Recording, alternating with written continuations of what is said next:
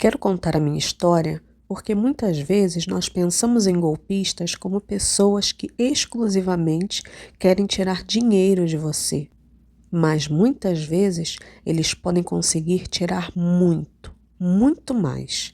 Normalmente, eu ouço histórias de mulheres que não tiveram tantas oportunidades na vida quanto eu e são facilmente enganadas. Mas eu estava vivendo uma vida boa, uma vida planejada. Tanto que já havia conhecido muito do mundo e na época do acontecido nesse relato, eu havia me mudado para o meu destino dos sonhos, Califórnia, nos Estados Unidos. E como eu era recém-casada, não tinha muito o que fazer enquanto aguardava a minha documentação. No Brasil eu já era formada e havia trabalhado praticamente a minha vida inteira desde que terminei a faculdade. Mas mesmo toda essa experiência não evitou que eu caísse no fundo do poço. Deixa eu te contar. Eu nasci em uma família cristã e fui evangélica a vida inteira. E sempre fiz questão de fazer tudo certinho. Eu e todo mundo ao meu redor já achava que eu iria ficar para titia, mas em uma missão que aconteceu na minha igreja conheci o meu marido. Nós namoramos à distância, fizemos o visto de noiva e finalmente, depois de muita espera, eu pude me mudar para os Estados Unidos para me casar. Eu quero deixar bem claro que eu nunca quis sair do Brasil para morar. Para viajar, sim, até mesmo para fazer um intercâmbio, mas morar fora definitivamente nunca foi um plano ou um sonho. Buscamos uma igreja que tinha cultos em inglês e português. Mas aqui é tudo muito diferente. Na época eu achava que eles eram muito frios. E vendo a minha tristeza, decidimos que buscaríamos outra igreja. Encontramos uma igreja que foi um pouco melhor. As pessoas eram muito educadas e eu fui acolhida, mas do jeito americano. E eu senti a falta do calor humano brasileiro. Meu marido estava trabalhando muito, pois a documentação é cara. E como ir à igreja era a minha única atividade enquanto eu aguardava a minha documentação sair, eu me sentia ainda mais sozinha.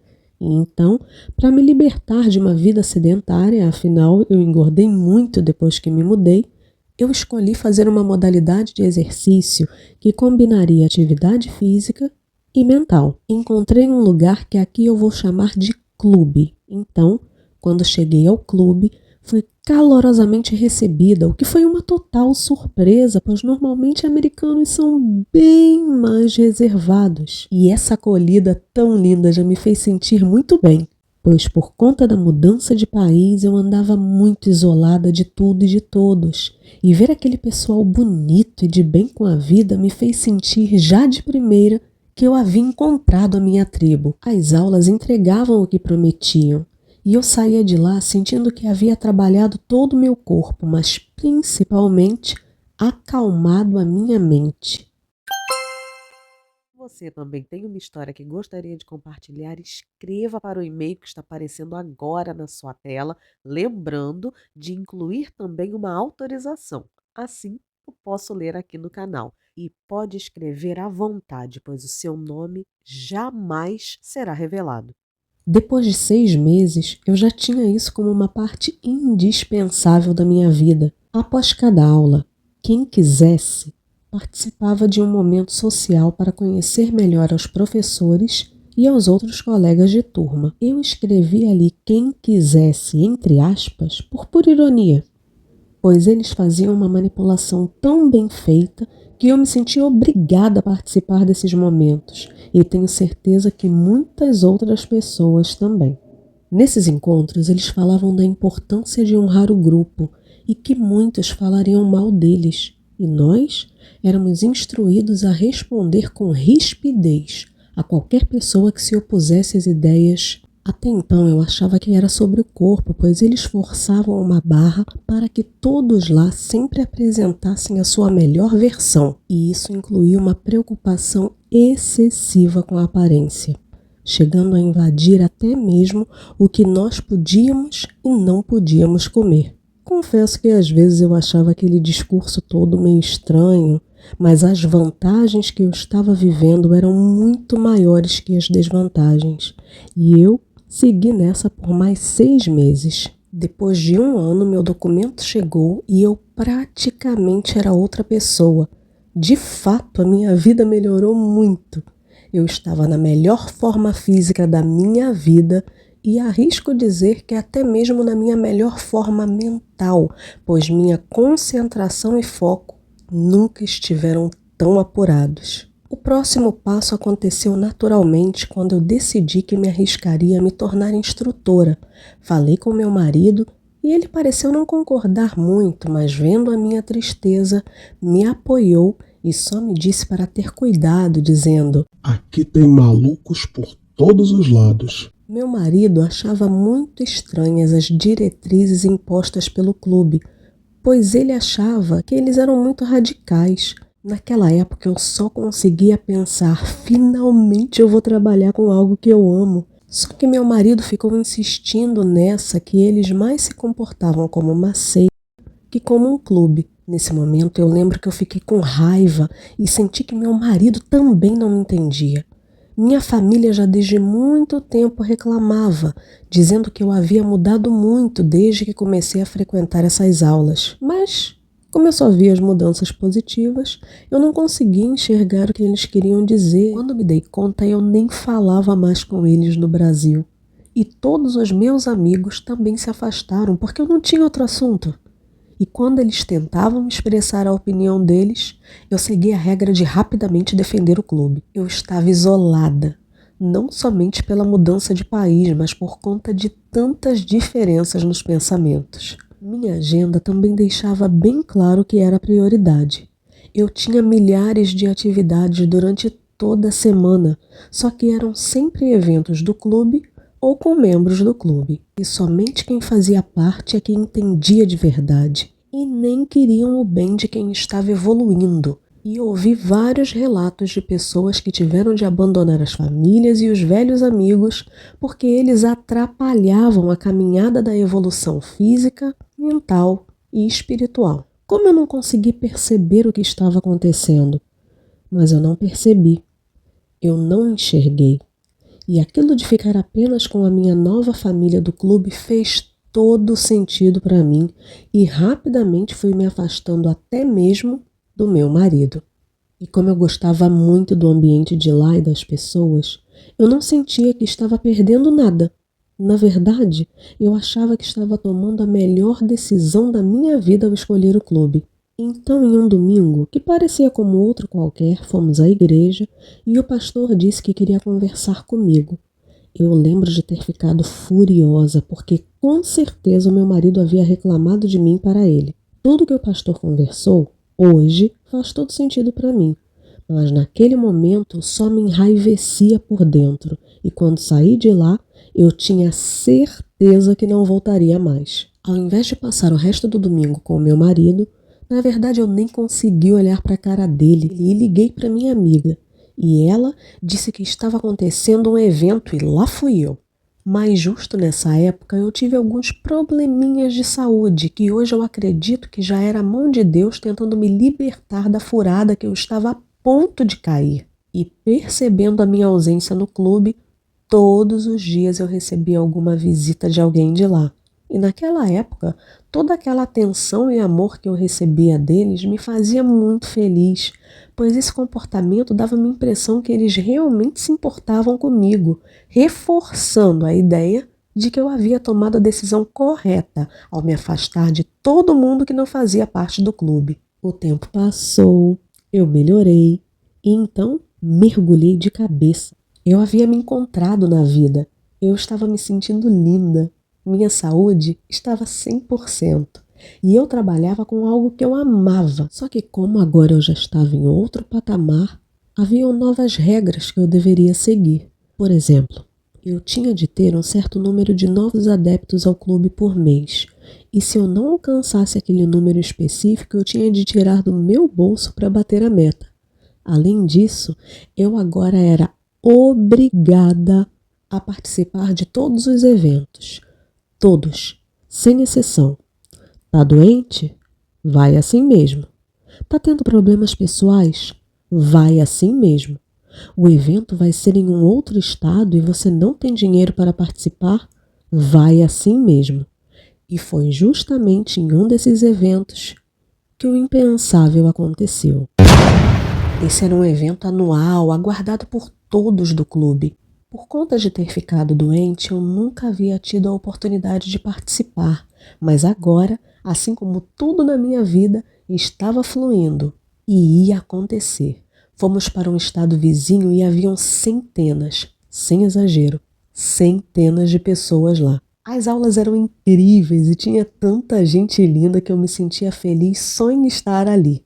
Além de ter pago para participar, todo mundo era obrigado a comprar todos os produtos relativos ao evento. Conhecemos o criador do clube e ele era uma dessas pessoas que emanam energia positiva e você se sente fixada nele desde o primeiro momento. Ele tem tanta lábia que você realmente precisa estar bem firme para não cair em tudo que ele disser. Infelizmente, para mim, eu não estava firme em nada, pelo contrário, eu estava na minha fase completamente manipulável e ele, como um bom predador que é, percebeu isso. Mas espera, estou me adiantando nas informações. Lá no evento, no último dia, na hora do almoço esse totalmente adequado para o tipo de comida que nos era permitido comer, um pequeno grupo de pessoas recebeu o convite para um evento particular. Minha amiga e eu fomos escolhidas também.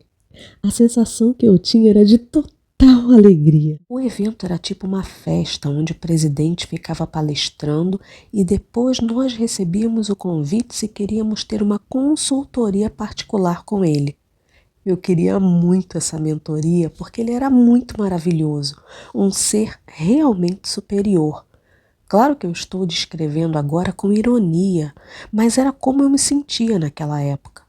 Hoje em dia, eu sei que ele é um monstro, que não vale nada. Todos os que havíamos sido escolhidos estávamos muito ansiosos. Minha amiga foi na minha frente. E enquanto eu aguardava, eu comecei a sentir meu estômago embrulhar de tanta ansiedade. Normalmente, ter acesso a tanta sabedoria era caríssimo e nós havíamos conseguido praticamente de graça. Eu digo praticamente porque, afinal, pagamos o valor normal do evento, mas conseguir uma mentoria particular era sorte demais. Mas toda essa empolgação foi por água abaixo quando eu vi o jeito que a minha amiga saiu de lá de dentro da mentoria. A cara dela estava super estranha, pálida, meio aérea, sei lá, estranha. Eu fiquei com medo, mas veja bem, eu fiquei com medo não de algo errado ter acontecido com ela. Eu fiquei com medo dele ser tão incrível e falar coisas tão fortes que mexeriam com o meu emocional. Eu vi que outras pessoas tiraram a minha amiga dali rapidamente e quando eu tentei ir atrás dela, eles me disseram que ela precisava descansar e que eu também não poderia sair, pois daqui a pouco eu seria chamada. Eu fiquei em pânico e todo esse nervosismo, hoje eu vejo que me salvou, pois eu acabei vomitando e fui convidada a me retirar, pois uma pessoa que tivesse um descontrole emocional como eu demonstrei ao vomitar, não poderia ficar próxima ao presidente.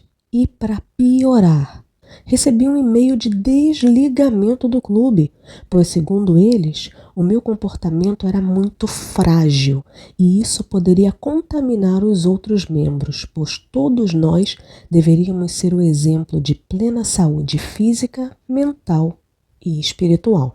E a parte mais bizarra desse e-mail foi onde estava escrito que eu deveria voluntariamente me abster de falar sobre o clube por aí. Para bom entendedor, um pingo é letra, e eu sabia que no fundo, mesmo que de uma maneira muito sutil, eu estava sendo ameaçada. Eu estava tentando desesperadamente falar com a minha amiga, pois eu queria saber o que aconteceu, queria saber como ela estava, mas ela não me atendia, não respondia aos e-mails.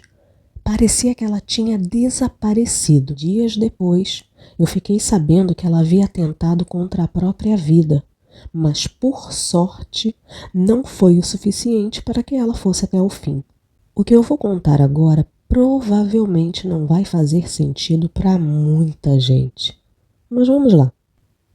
Mesmo sabendo que eles eram loucos e que era assim uma espécie de seita, e ainda mais somando ao que aconteceu com a minha amiga, ainda assim eu sentia a falta de quem eu era quando estava lá. Eu sentia a falta do pertencer. Eu sei que parece loucura, e provavelmente era mesmo loucura, mas essa sensação de vazio, de falta de propósito, só foi amenizando depois de muito tempo, quando eu fui devagarzinho voltando a ter uma vida normal, sem a influência de todos aqueles loucos. Mas foi um processo longo e dolorido.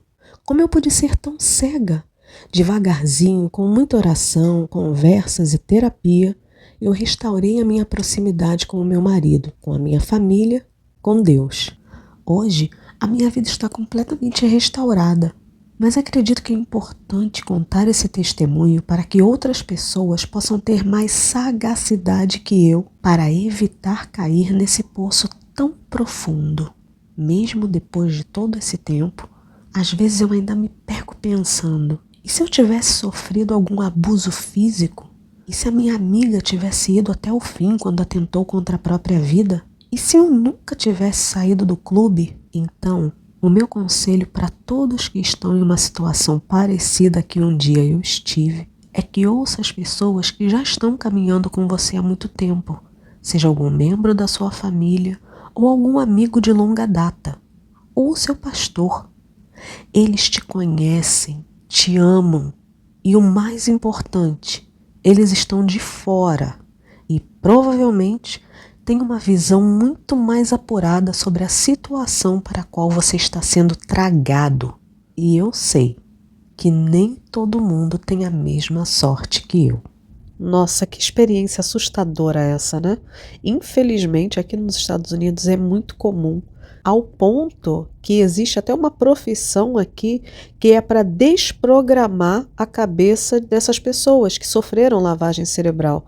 É muito triste, mas é a realidade atual. Lembra de deixar um comentário com a sua opinião a respeito dessa história e também diga-me o que você faria no lugar da princesa de hoje. Obrigada pela companhia e até a próxima!